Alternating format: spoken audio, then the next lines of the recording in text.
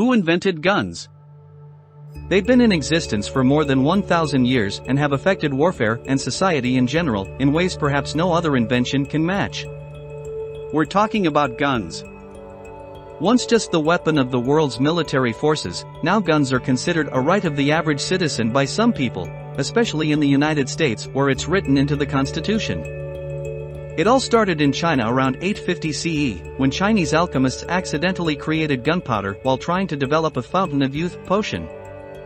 The resulting powder, called huayao, was a blend of charcoal, saltpeter, and sulfur. They quickly learned the powder could be used in warfare. The then reigning Song dynasty is the first to have used gunpowder against the Mongols, whose constant invasions into the country plagued the Chinese throughout the period.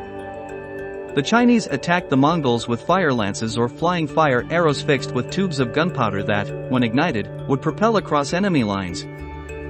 More gunpowder-based weapons followed as the Chinese perfected a variety of weapons against the Mongols over the next centuries, including the first cannons and grenades. Gunpowder arrives in Europe.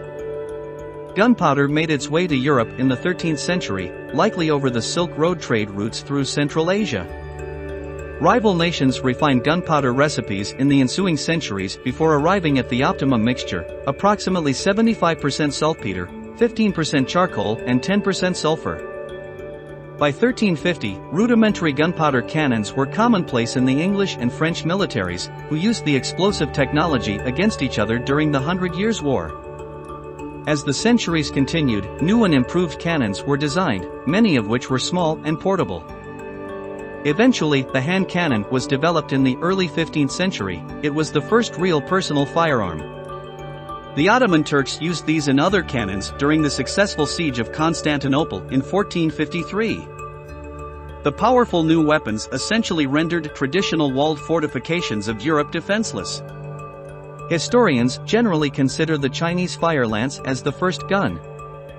But before the 15th century, guns were tricky to fire. They required both hands and a burning wick to ignite the powder. Enter the invention of the lock, an internal firing mechanism that made shooting a handheld firearm more efficient, easier, and safer. The first was a matchlock, followed by a series of enhancements until we get something more akin to the guns we know today. The first known gun to use a matchlock was the French arquebus, a short-barreled long gun, rifle, held at the shoulder yet small enough to be handled by one person. A gunpowder-soaked cord burned at both ends until it touched a pan of flash powder, which sent a small ball soaring toward its enemy. Still, they were cumbersome weapons that could only be fired once every 2 minutes. Guns slowly replaced old guard weapons, because they were more economical, rather than more lethal. Lifelong devotion was required to become a highly skilled, and highly paid, swordsman or archer, but a few weeks or months of training could turn a lower-class soldier into a skilled gunner. Besides increasing the field of soldiers, guns have had far-reaching influence on the nature of armed combat, from the distances at which dueling armies engage one another to the types of wounds soldiers incur. Only the horse, which dominated battlefields for millennia, has proven more important than the gun.